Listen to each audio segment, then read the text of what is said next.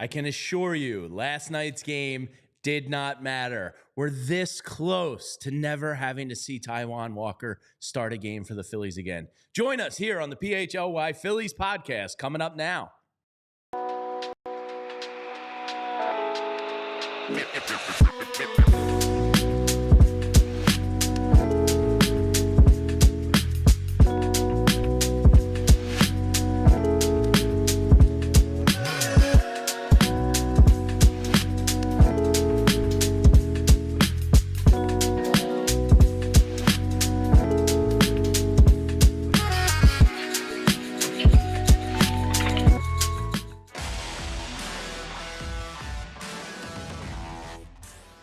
Hello and welcome into the PHLY Phillies podcast presented by our friends at Bet365. I took some of my money back last night, Bet365. Thank you, New York Jets. Find out why it's never ordinary at Bet365. Use promo code PHLY365 at sign up. Get yourself $200 in bonus bets and let's make some more money.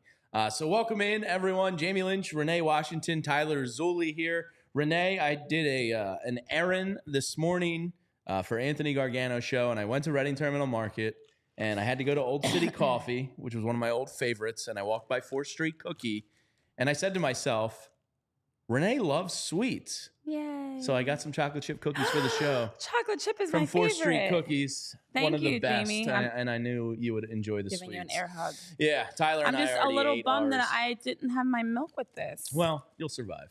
I almost had it. That would have been so perfect. One of the best cookies in the game right there.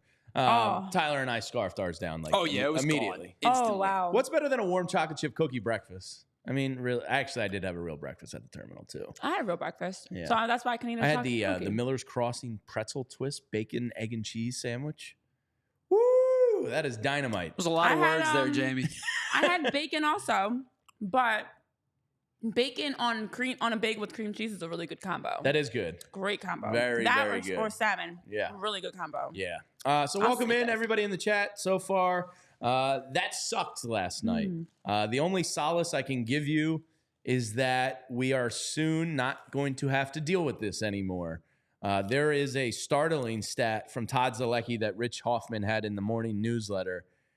This has been torture, watching the 5th starter spot over the last 8 games. It is a white flag, immediate loss. You're almost sick in the head for watching it. Yeah. Type of situation right now.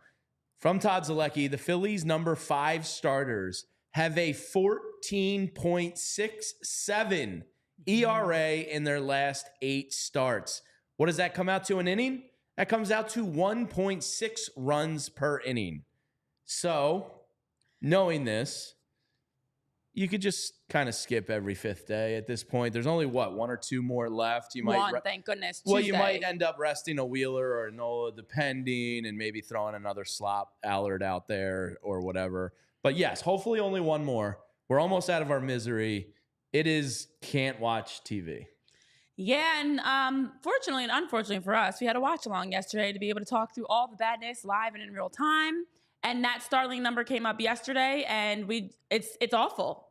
A 14, it's bad. I had to double take really when bad. I was reading it. I was like, wait, when I what? shared it yesterday, Tyler was like, "Huh? Like, how is that even possible?" It's possible, guys. It's possible. Taijuan Walker has not been the only bad number 5 starter. No, they've all been of them have been bad. To be honest, every single one outside of Spencer Turnbull, way back when, has been bad. Now, the numbers for Taijuan Walker, we have talked about how he has continuously gotten worse as the season has progressed on. And that is the case with, you look at how many runs he's been giving up. His ERA continues to plummet with each game. He was on average in the month of June giving up about 3-4 runs per game. In the month of August, love that right now. In the month of August, it was a little bit closer to 6 that we saw in a couple of games. He had a few games where he was pulled early when the damage was already high. And then now he's gotten as high as 8 earned runs that he had yesterday. And it just was crazy to me, Jeannie. We were talking about in the show. You go down 2-0, you give up a pair of solo home runs in the first inning, and it's Mark Vientos, it's Pete Alonso.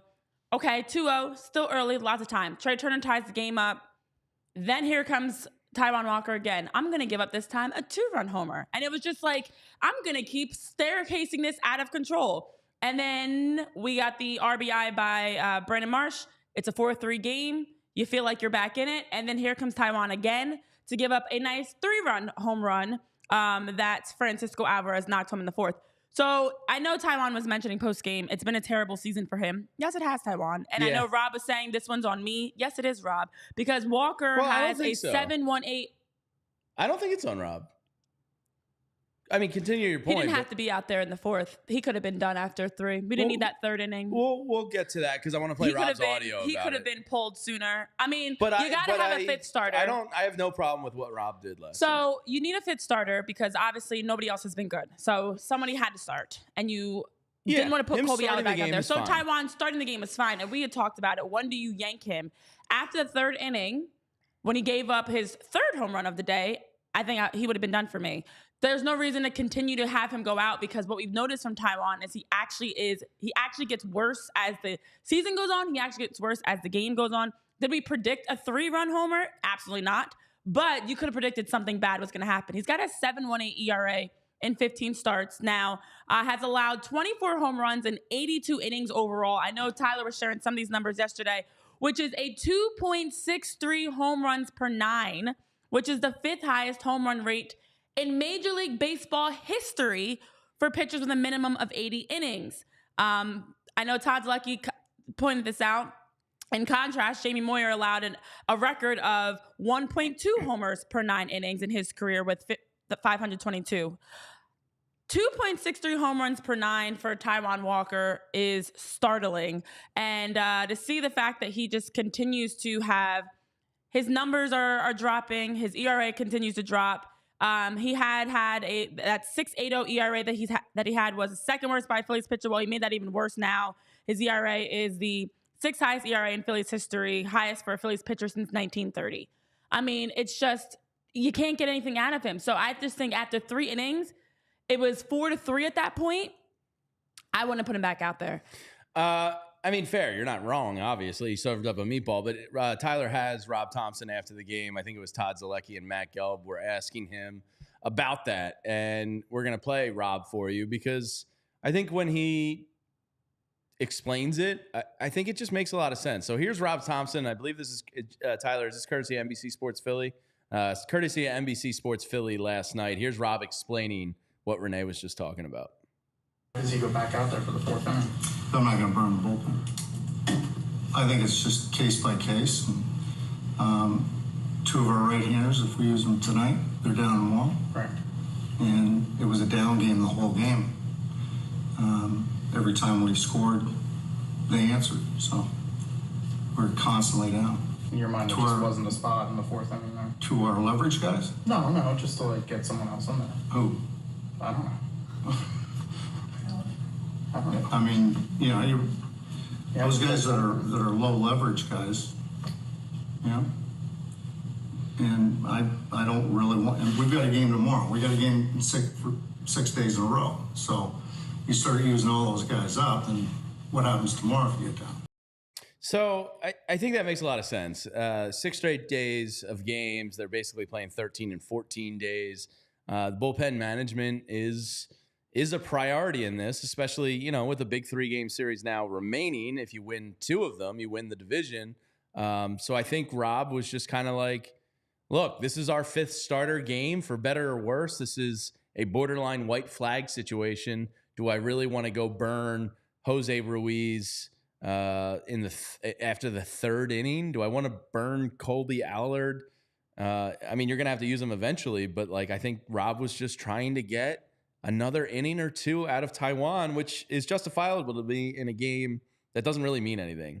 I know you're chasing the Mets, or the Mets are chasing you in the division, but ultimately it didn't really matter too much. So I don't blame Rob. He doesn't have much to work with here in this 5th spot. Somebody in the chat said, bring up Mick Abel. It can't be worse.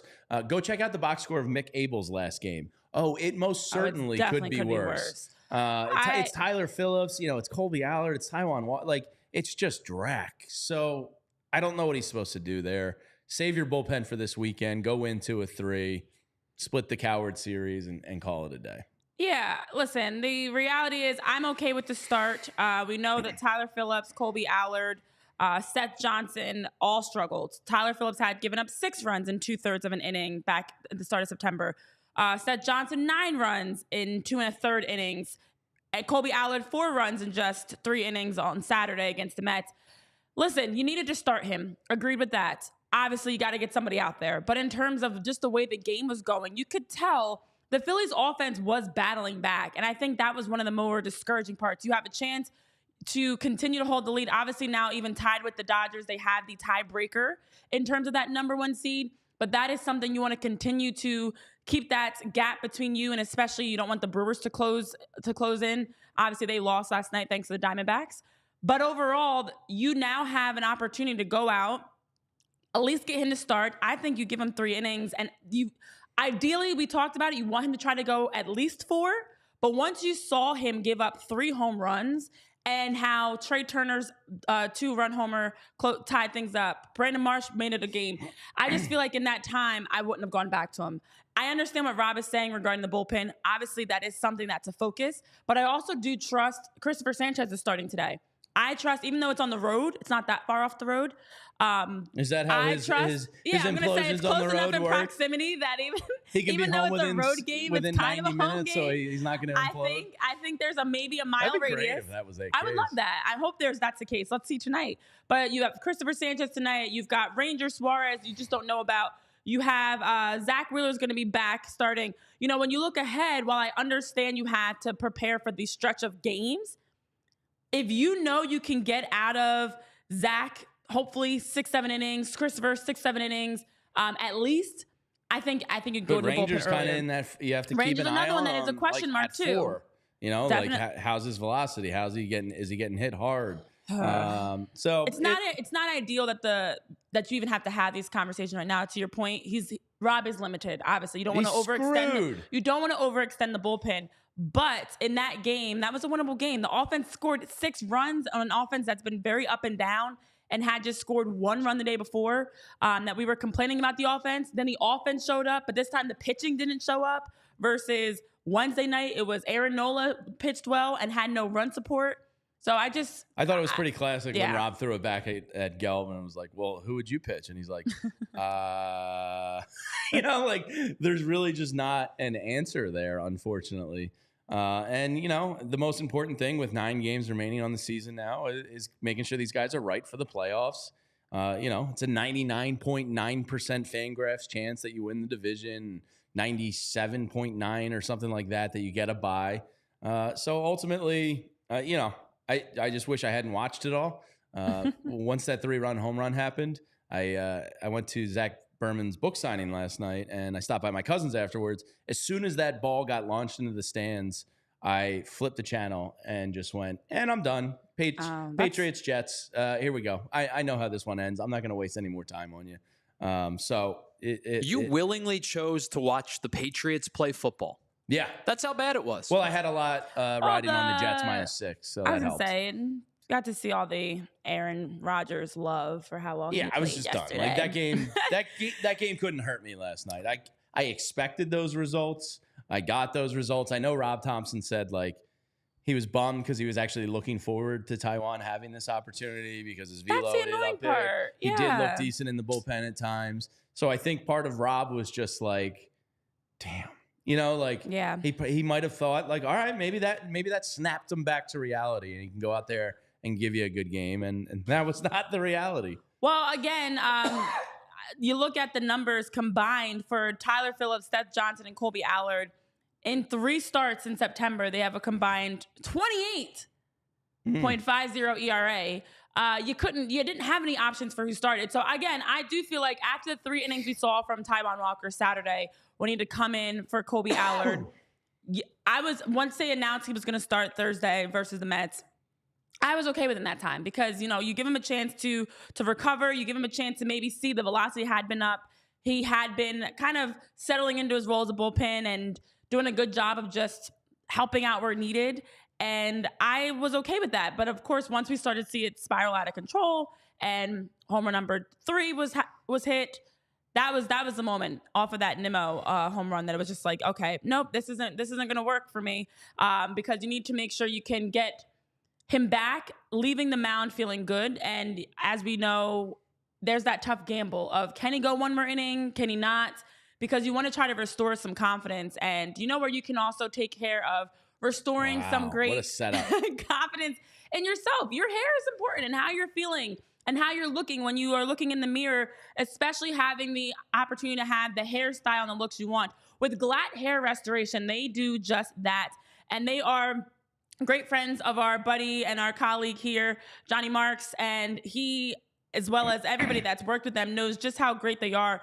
Because with Glatt Hair Restoration, they have now partnered with Dr. Morgenstern, who has the Morgenstern Center for Orbital and Facial Plastic Surgery and is a highly, highly regarded surgeon. And with what they provide gives you a chance to make sure that with the Glatt Hair Restoration by Morgenstern Medical, you have the chance to work with professionals that can help you get the hair that you're wanting, you know, regardless of what's going on in your life, whether it's a health issue, whether it's just maybe you're dealing with some balding, whatever it is. They have tons of different ways to help during stages of hair loss. They have leading edge treatments that are great for prevention and restoration as well. So the laser light therapy, as well as non-invasive TED treatments. They've got vitamin supplementation, topical and oral medications, as well as PRP and stem cell restoration, and a hair restoration surgery for you. So every patient gets a complimentary one-on-one consultation to have a chance to just talk through the best course of treatment, to figure out what works best. They've got all those different treatment options. They want to make sure they can find the best one for you. And they also have great caring patient advocates that are going to work with you from day one. From that very first phone call. You don't need the runaround. They're going to work with you from the very first phone call all the way to the last follow-up visit to make sure they're helping and supporting you, because it is difficult. It's emotional, it's stressful, it's challenging, and they want to make sure to make your experience as stress-free and simple as possible. So with their treatment process, their great support, it's not just about restoration, it's about innovation for them. They have breakthrough treatments as well that are going to dramatically change lives, and it could change your life. Change your hair, change your life. Hair is a big part of our identity, and if you want to, you have the opportunity to now work with some great treatment options, because bald is now optional. If you want to improve how you look and how you feel about yourself, you can reach out to Glatt Hair, who has the right treatment for you. Regain your confidence and visit glatthairmctr.com or give them a call at 610-980-4000 to get started. Again, that's glatthairmctr.com or give them a call at 610-980-4000 to get started with the great, great people over at Glatt Hair Restoration by Morgenstern Medical. Yeah, and when I watch Taijuan Walker start for the Phillies, I like to have a Miller Lite in my hand because it just helps kind of soothe and ease the Taijuan Walker experience. And Miller Lite, well, everybody knows them because they've stood the test of time. It's the original light beer since 1975, and to this day, it's still the best one. Only 96 calories, and as a former heavy double IPA and triple IPA drinker, I can't do it anymore. Way too bloated. And the great thing about Miller Lite is it tastes like a light beer should taste. It's refreshing, and you don't get that bloated feeling. So whether you're out on the golf course, down at the beach or the mountains, tailgating with friends and family, just at a backyard barbecue, or just want that delicious taste of beer over a dinner, Miller Lite is there for you. A lot has changed, but Miller Lite has not. Imagine that, a light beer that tastes like light beer should taste. The original since 1975, and you don't have to choose what's best. Miller Lite has great taste and is less filling. Tastes like Miller time. To get Miller Lite delivered right to your door, visit MillerLite.com/PHLY-Phils, or you can find it pretty much anywhere that sells beer. Celebrate responsibly. Miller Brewing Company, Milwaukee, Wisconsin. 96 calories per 12 ounces. Fewer calories and carbs than premium regular beer. Gregg Murphy's going to be joining us in about 10 minutes from up in New York. And when I first was texting with him, he was like, 11:30 Friday night, because I had said we had post games coming up. He's like, we could possibly be celebrating if you're cool with a little leeway, like, if I'm running a little late back to the hotel. And I was like, no, Murph, 11:30 a.m. And he's like, yeah, done. So they were, internally thinking about The toast and the cheers and the the celebration. beer is already on ice in Milwaukee. I don't know where it is. Jackson Cheerios, little baby carriage of non-alcoholic beers. Oh, Did you see that? Miller Lite Zeros.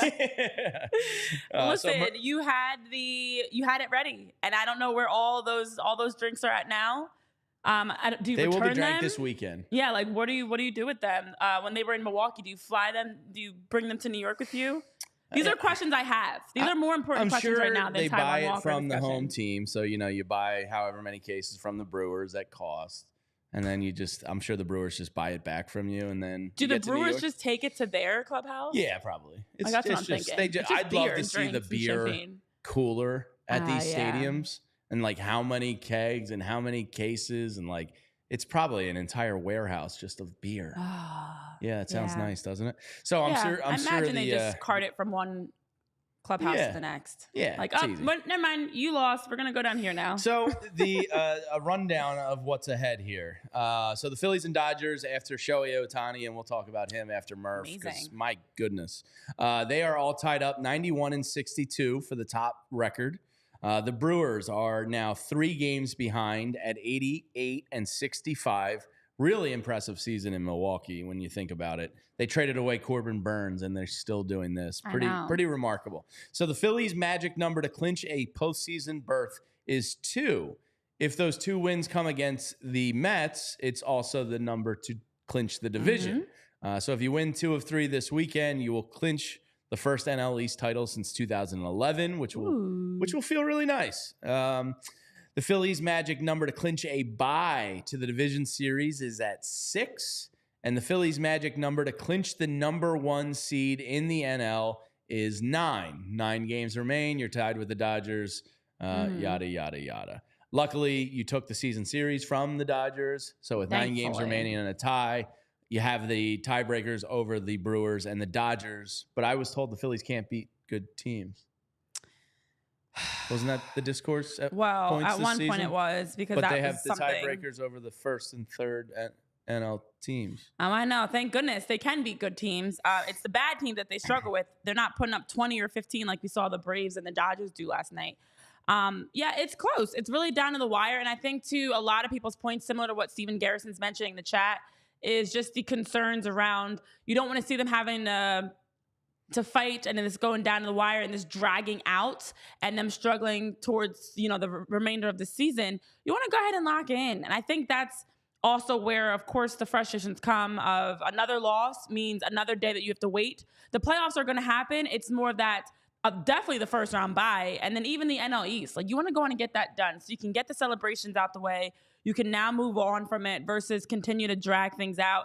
But with 13 games and 13 days, it should happen in the first part of this 13 that we get them to go ahead and lock in. Win a game. I feel confident today. I know we'll get into the preview of today's game. But around the league in general, there's been some really exciting playoff watches. I know we were talking about the Detroit Tigers, who have caught the Minnesota Twins in the standings. They're tied up. That's wild. Yeah, they haven't played in the postseason since 2014. They actually matched the Angels for the longest drought in Major League Baseball history. The battle between the Mets, Diamondbacks, Braves is really getting tight there of who's going to lock in for those. Are you okay, Tyler? Did you cough? No, I believe Murphy just joined me. I forgot to mute our sound. So if our guest joins, so we have the Skype link, right? And before we bring them on, they're in a green room thing. Yes. But I forgot to mute the green room sound before Murph joined us. No, that's on me. That's my bad. So it is exciting to see at this stretch of the season, the race to the finish line. The good thing is the Phillies have taken care of business that although they're in the fight for the top seed, they're not in the fight for a wild card spot. So that is a positive because the last 2 seasons, we all remember the stress of holding our breath, game watching, scoreboard watching, and hope they got into the playoffs. Yeah, we'll have to look at the Dodgers' 9 remaining games and maybe project what their record would be and what you'll have to get to, get that 1 seed. They play the Rockies twice. We talked about this. That sucks. They have 2 series against the Rockies, and it's another NL. They play the Padres, right? Well, the think it Padres is. are fighting for their lives still, Yeah, so that's good. I think it's The Rockies, Padres. I know 2 So series you're against probably going to have to the go Rockies. 6-3, I would imagine.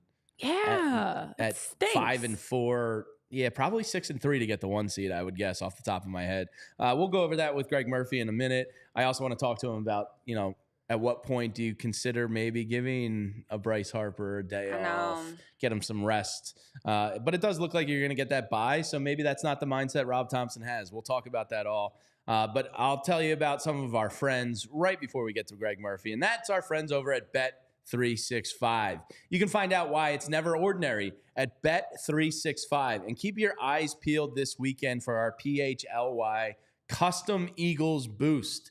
I actually sneakily like the Birds a little bit this weekend. I think the world is too high on the New Orleans Saints right now. So I think a little bit of humble pie might be coming their way. And I don't think the Eagles are as bad as the finish of Monday night's game. So I like the Birds a little bit, but keep an eye out for our PHLY Custom Parlay Boost on the homepage. And their boosts are awesome. I gave out one yesterday on the PHLY Bets show. Let me see if that actually hit. I thought Aaron Rodgers was going to have himself a night. Let's see. The one I cooked up yesterday, or this one was plus 500 last night. Aaron Rodgers, 250 plus, 2 passing touchdowns, 20 plus completions. Tyler, did that hit? I didn't check the box score. He hit over 250, didn't he? You know? Dude, I didn't watch a second of the game. You I didn't watch couldn't tell you. You're not a football guy, Bo. No, you're right. I'm not. You're out. Locked, You're out. Locked Give me in that on a football baseball card. guy. That's why. But check out their custom odds boost. They got a ton of great ones. We're going to be cooking up ours here at PHLY. It's never ordinary. They pioneered live in-game betting. They have early payout offers. So if the Patriots were down by 17 points at any point last night and you had taken the Jets, boom, cashed out right on the spot. You don't have to wait till the end of the game. They have so much going on. And right now, new customers can get $200 in bonus bets when you bet just $5. Use the code PHLY365, sign up, deposit $10, place a $5 bet, and get $200 in bonus bets. Bonus bets can be used on spreads, totals, player props, futures, and more. So whatever the moment, find out why. It's never ordinary at Bet365, because every day they're powering up the odds on hundreds of bets to give you a chance to win more with 10,000 boosts every single month. Download the Bet365 app. Use code PHLY365 when you sign up to get $200 in bonus bets when you bet just $5. Whatever the moment, it's never ordinary at Bet365. Must be 21 or older and located in Pennsylvania. If you or someone you know has a gambling problem and wants help, call or text 1-800-GAMBLER. All right. I know Stephen Garrison saying he thinks that Rodgers had 281 on the night. I think the boost I gave won. Yeah. It looks like you gave some good insight. And here's some good insight for you guys. You can check out all of our updates, articles, newsletters, events, merch, and much more at allphly.com. Sign up today, become a diehard. I know we just had our diehard renewal with the start of our second official year here at PHLY after celebrating our 1-year anniversary. And you too can become a part of the PHLY family. As a diehard, you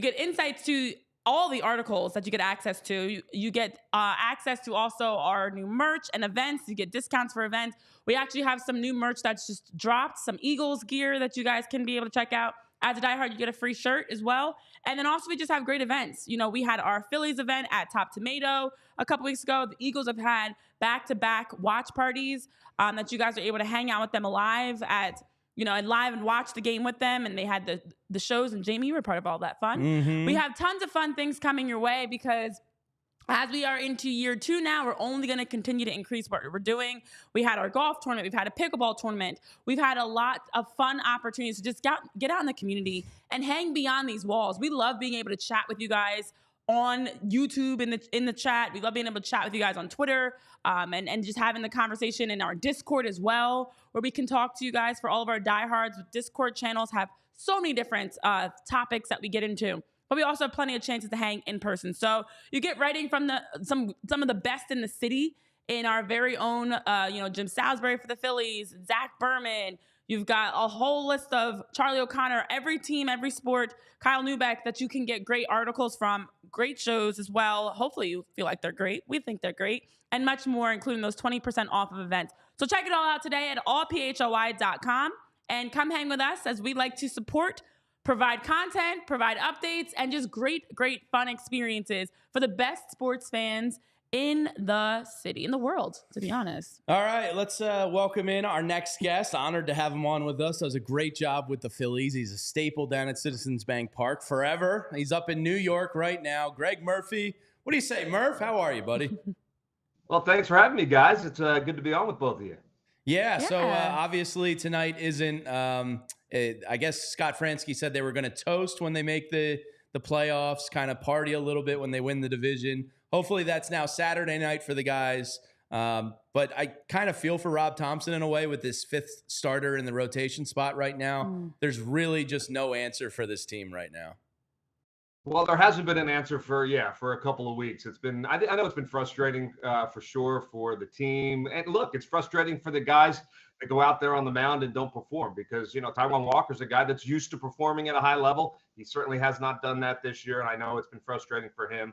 But, when you stop to think about it, the team still has the best record in all of baseball, even with their warts. So, every team has warts. That certainly is a Phillies issue right now. Hopefully they can get that taken care of. The good news is you don't have to worry about that in the postseason, but you do need to get to the postseason, and you need to get there, and you're hoping to get that one of those top 2 seeds. So that's where they are right now. Yeah, and Gregg, listen, as you talk about the worries of the postseason, everybody right now has all the PTSD, the traumas, the triggers, and things that are making them nervous about this season and what the playoffs are going to bring. Now, one of the things that we've talked about is you have a night like Wednesday night. Aaron Nola pitches great, no run support. You have a night like last night. Taijuan Walker does not pitch well, and you do have 6 runs you score. What do you feel like is the biggest thing that you're looking for and that you think for people that are nervous of why this group can have the consistency? It's not a flip of the switch, but it does feel like we're getting every game. It's kind of disjointed, just disconnected at times of offense, starting pitching, bullpen, all coming together. Regular season's winding down. What do you think it's going to really take for that next turn of this team having everything consistently coming together? Yeah, Renee, I think balance, to be honest. New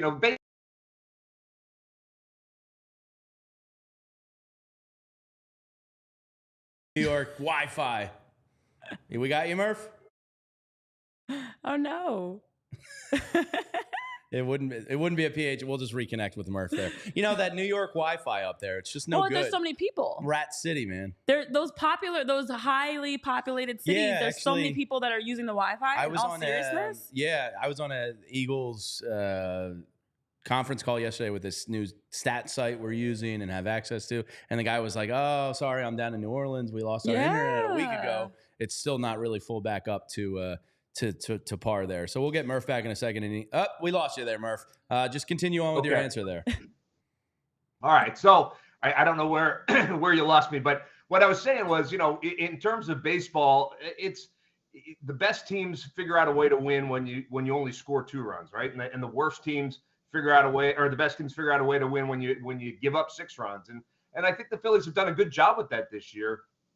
They have to find some consistency as they head into the postseason. But I think the experience that they've gotten over the last 2 years is a ton of talent on this team. I think when you put all of that together, this team is still set up to win it all. They certainly are. They certainly are as good as anybody in baseball. I think we've seen that. So they're going to lock it in. They're going to figure it out. You get Cristopher Sanchez out there on the mound tonight. That's a good thing. So hopefully it starts tonight. Clinch the postseason tonight, get the division win tomorrow, and move on. So, Murph, Cristopher Sanchez has been fascinating. I mean, I think in terms of F4 this year, he's only behind like the 2 Cy Young eventual winners, and he's up there amongst the elites in baseball. His home and road splits are what they are. He's had some good road starts. What do you expect to see out of Cristopher Sanchez tonight? He was great on the last homestand, obviously up in the Big Apple tonight. Do you think that's something that maybe is behind him, the road worries, or do you have complete confidence with him on the road now? I have complete confidence in him for sure, Jamie. I mean, this is a guy that has just really taken it to a next level this year, right? And he's well beyond his innings high of his career high in innings, and he continues to be strong. His velocity is still there. He's a very confident young man.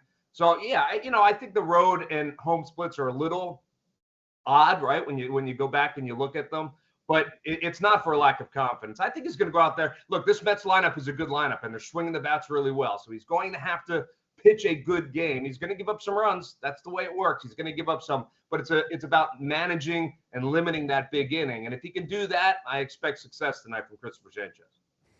Yeah, well, on the other side, someone that we've been a little bit nervous about in terms of pitching is Ranger Suarez. As we know, starting pitching has been the backbone of this team. As much as we can talk about the offense and their consistency or sometimes inconsistencies, it's been the starting pitching from weekend number one. But Ranger Suarez, unfortunately, hasn't been the same. It's the IL stint. It's in general just the drop of from that superhuman start he had to coming back to earth a little bit, and has a little bit around a 6 ERA in his last 9 starts around that IL stint.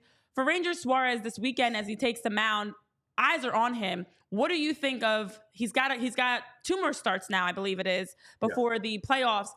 Do you have faith that he can be a 5-6 inning pitcher that's giving you a strong outing, or do you feel like Ranger Suarez is going to be kind of struggling a bit once we get to the postseason?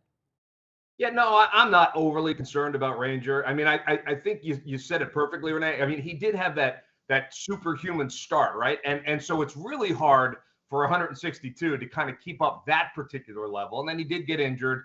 He took a step back, and now he's kind of working himself back. So I think he's had 4 starts since the injury, since coming back from the injury. Rob Thompson had said when he came back from injury, it would probably take about 3 starts before we started to see the Ranger Suarez that we can expect. So he's one more than that. He was a little bit better in his last start than he had been in the previous 3. So I would expect he'll be a little bit better tomorrow night. And as you said, he's got 1 more after that. So hopefully, he's getting to that point where he's peaking right as the postseason starts. Again, another very confident guy. He believes in himself, and that's a big part of pitching at the big league level is believing you can do it. So I would not be overly concerned about Ranger. I think he's going to be just fine. I really do.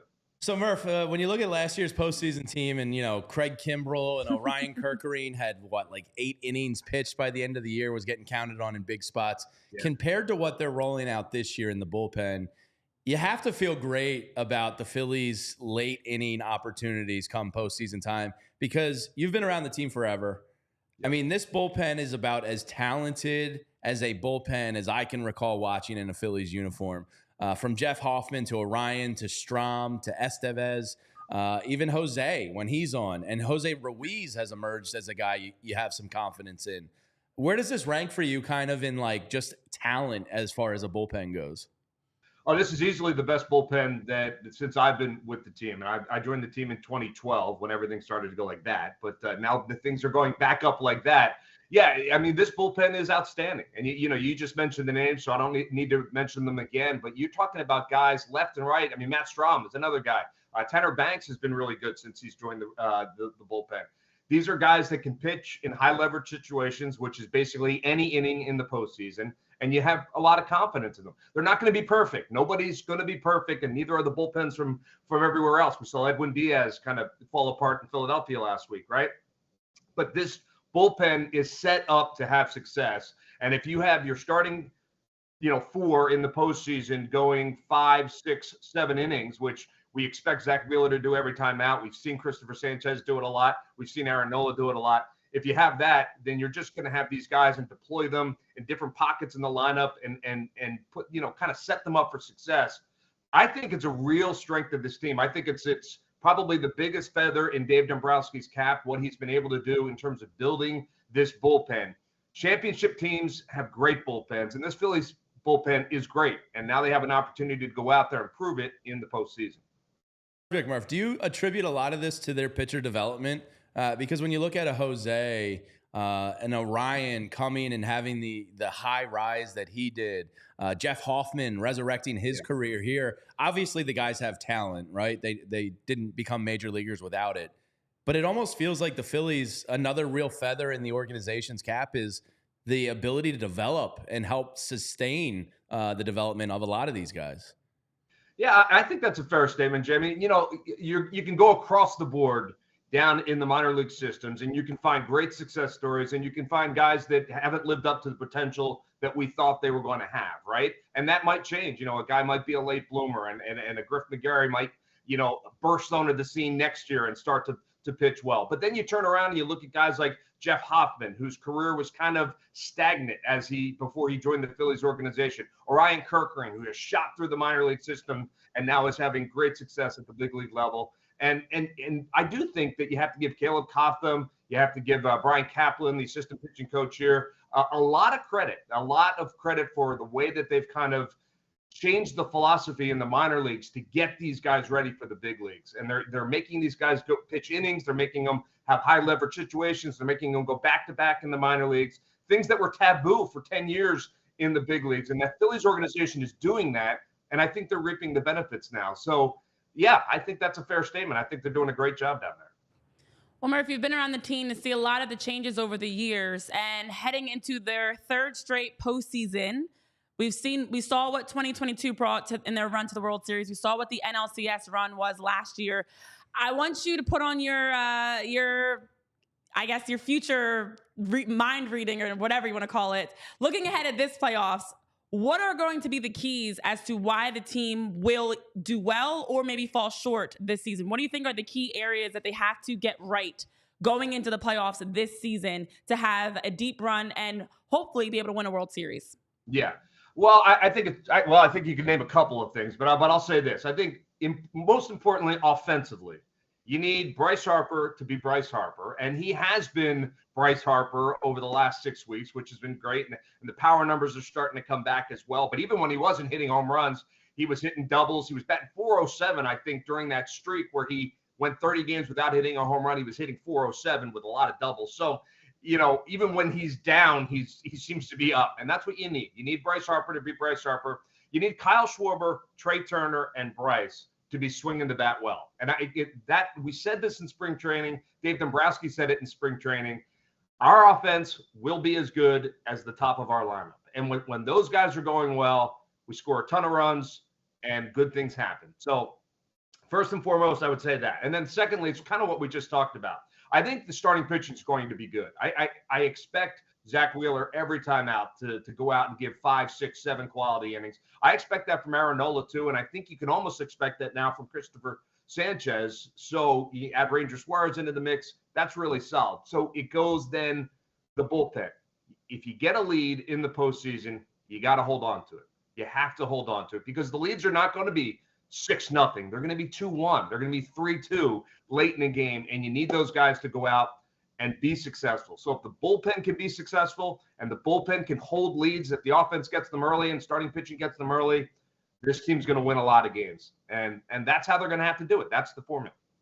Last one for you, Murph. 9 games left here in the year. You're tied with the Dodgers neck and neck.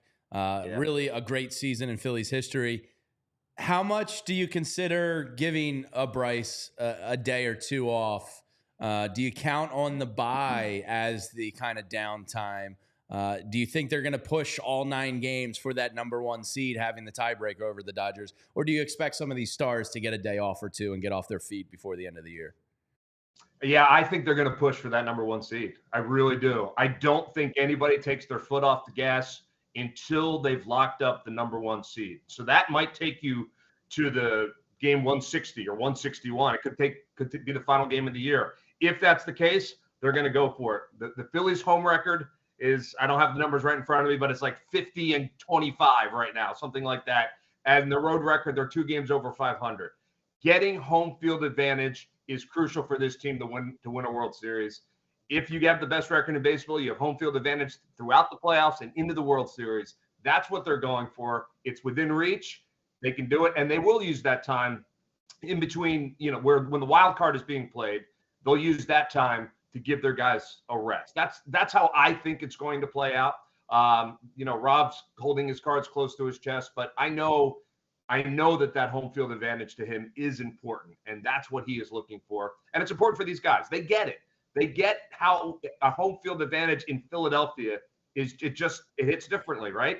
We all know that. We've all been around long enough to see what it means to be playing at Citizens Bank Park in the postseason. So that's what they're going to go for. I would not expect any of the guys to take their foot off the pedal until they've got that locked up. The good news is they have the tiebreaker over both the Dodgers and the Brewers, and that might come into play. That's huge. So that's the good news. But yeah, they're gonna keep going until they got it all locked up. Awesome. Yeah, John Clark, I just did some quick research. He posted this last October 4th, so it might need a little tweaking.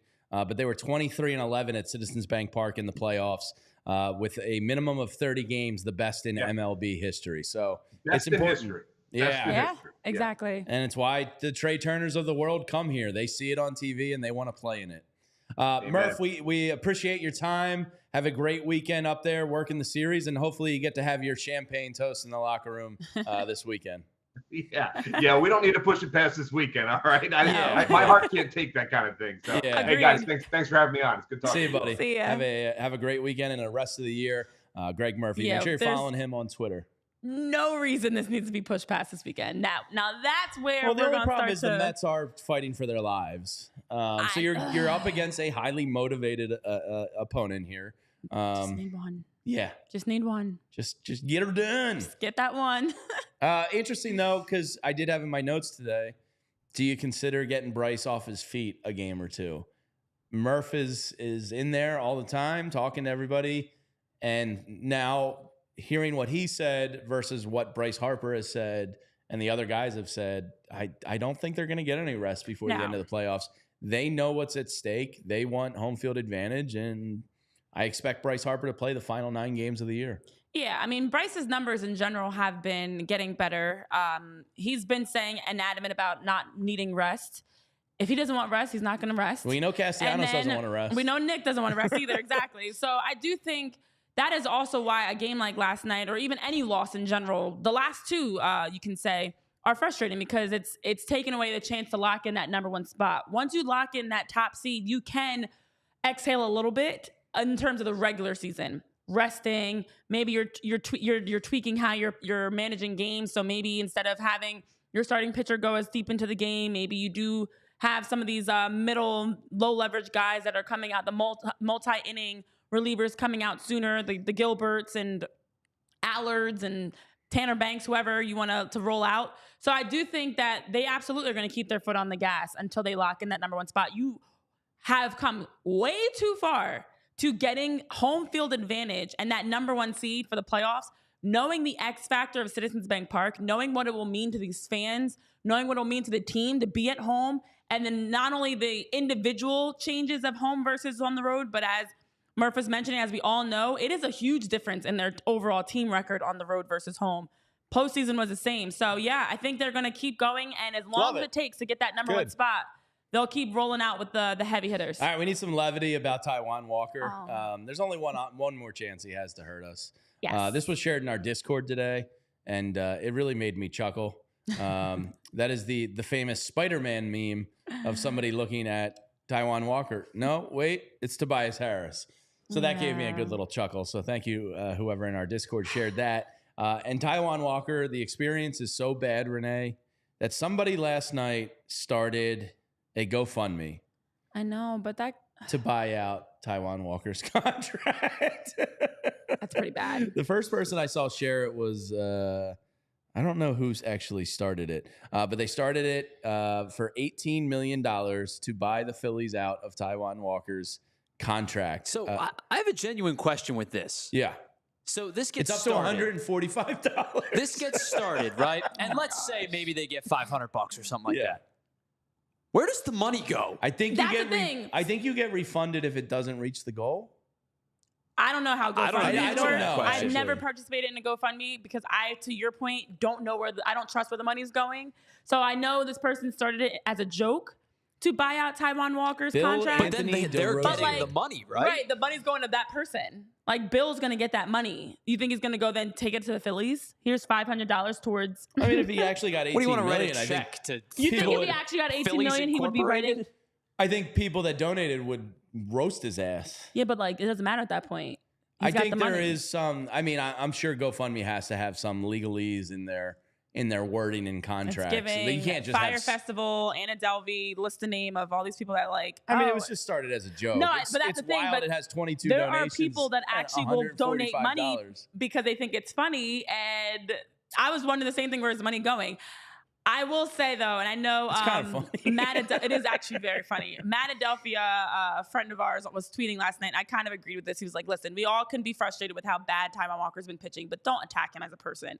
You know, we have a hard time of separating the sports fandom and the people. Is he getting attacked? And as a people were person getting with this? attacked. We're attacking him and being vicious on Twitter last night. Oh, well, that's different than this. I think the GoFundMe's not that. This is but good humor. In general, like, we all agree. He even agrees. He knows he's not pitching well. He's very aware. You don't think he's leaving the mound? I popped on Anthony's show this morning, and he's like, does part of you feel bad for Taijuan Walker? And I was like, I mean, in terms of like an athlete coming to the reality that their career is probably over, maybe to a degree, but like, no. Yeah. You pay me $18 million. You can put me in shackles on Spring Garden Street, and I'll let people throw rotten fruit at me all day long. I don't give a damn. Righty. So sympathy, He's 32 years old. He's getting millions and millions of dollars. That's why him and the Tobias Harrises of the world. Do I feel bad that you can't do your job? That sucks. Yeah, sure. No, but am I feeling there are way more people that are struggling at their real job problems in the world. There are also people that struggle at their job and are not getting paid well. Yeah. So you're struggling and you're falling up. Yeah. In my opinion, There's you're real falling problems in the upwards world. of getting millions of dollars while you suck at your job, and to the point that they don't even want to play you.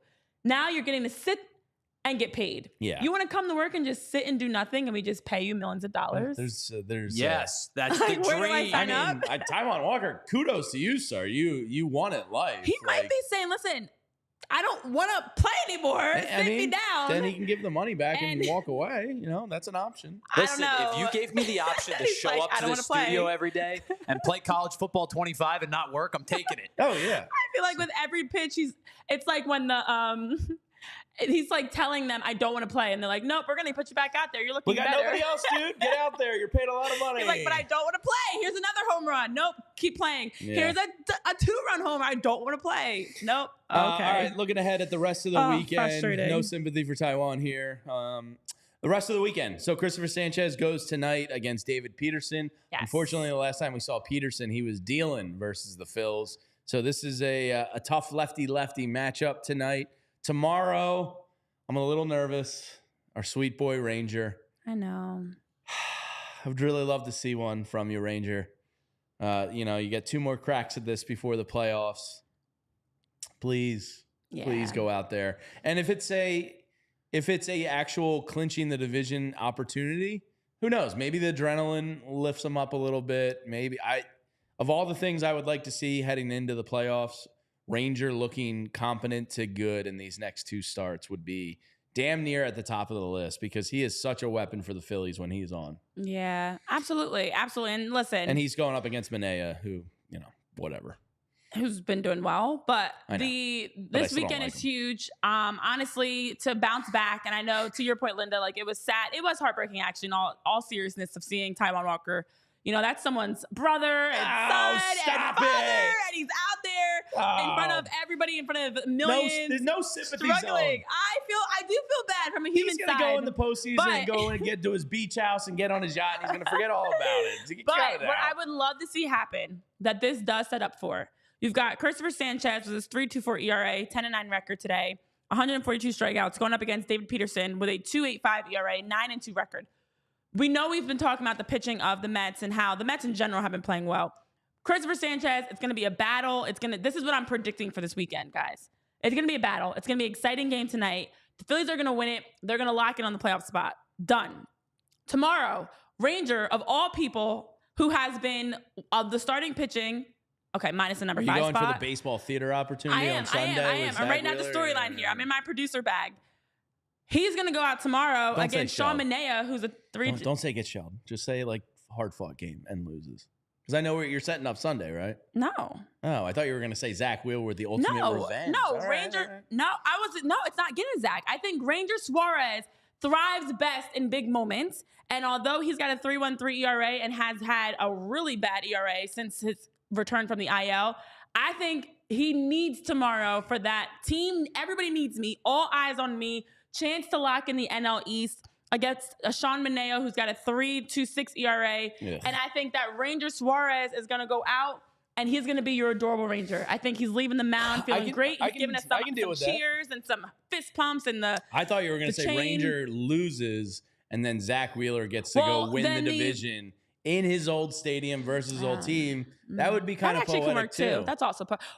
It could work that way also. I'm cool. Either way works. So Christopher Sanchez just go get the W tonight. It definitely starts with Christopher Sanchez getting the W tonight. The weekend of good or stories. Unfortunately, he doesn't win tonight because he struggles on the road, and it's a little outside of his radius, and then Ranger starts it. Either way, this weekend we're getting some poetic, cinematic type of storyline. But we're getting two. I think we're winning 2 out of these next 3. That is what I will say. I don't know which of these 3 they're losing, but I think the Phillies are definitely winning at least 2 out of these next 3. All right, we got to talk. We're going to be getting out of here in a minute. We got to talk about baseball. Jesus. I mean, my goodness. Shohei Ohtani might have had the greatest baseball game ever last night. He actually did. To go 6 for 6 in a game is insane.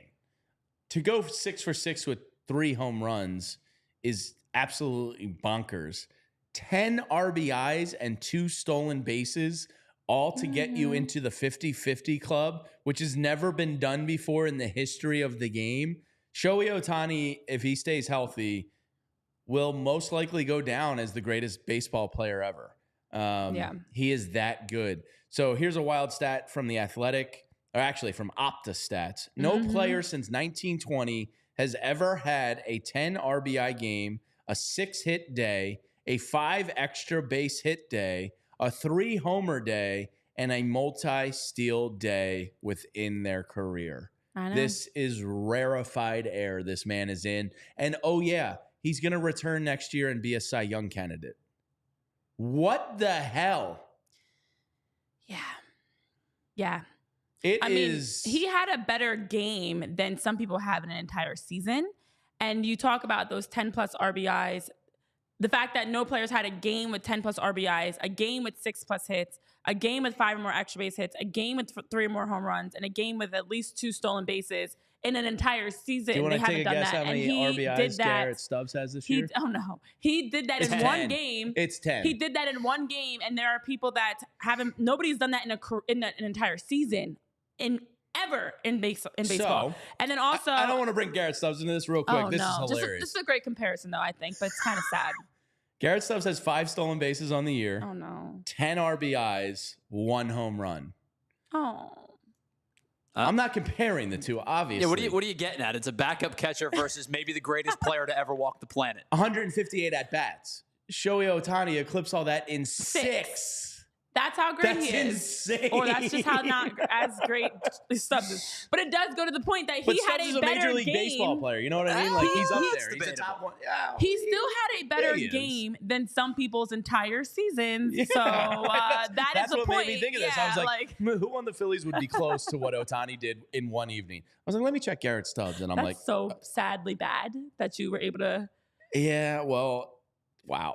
Yeah. I mean, I think the phrase goat gets thrown around too much for what it's supposed to be. Potentially. By the time his career is over, he may legitimately be the greatest player to ever walk the planet. Like it's insane. I don't think what that's he's capable of doing. He's making so much history. I mean, he also became the first Dodgers player to steal at least 50 bases since 2014. By the way, Strange Gordon had 64. I didn't know he was as fast as he is. I didn't wasn't either. watching Angels games like on the regular. They were making a good point on the broadcast of like he's not stealing as many bases when he's pitching. Huge. So because he's not pitching, they think he's going after a little bit more. He is big. He's what, 6'4"? Yeah. And he's stocky big. He's not like a lanky, but he's like Ellie De La Cruz, Shohei Ohtani. There's some tall guys out here stealing bags. But I do think this season I've realized like, wow, he's really good. He's really, really good. I mean, we see so much on the pitching side, and I think because he's not pitching, it's insane. And he's a DH, you are forced to like focus on that. But all of that to say, they are ramping him back up to get into pitching, and that's terrifying to think about. Like when this all comes together, he's it's exciting. Dodgers it's pitcher, great. so that means he's going to tear his elbow again. So. Yeah. Oh no. No, it's great to see for baseball. It's exciting that as we're talking about, we're watching history being made. We're watching one of the greatest of all time, and that game last night was hands down one of the greatest games ever in Major League Baseball history. Yeah, I mean, it really might be. John Peace just said, "Can you win MVP as a pitcher?" Yeah, Verlander did. I think Kershaw did too, didn't he? Did they? I know Verlander did. The year Ohtani won it, he was pitching. Right.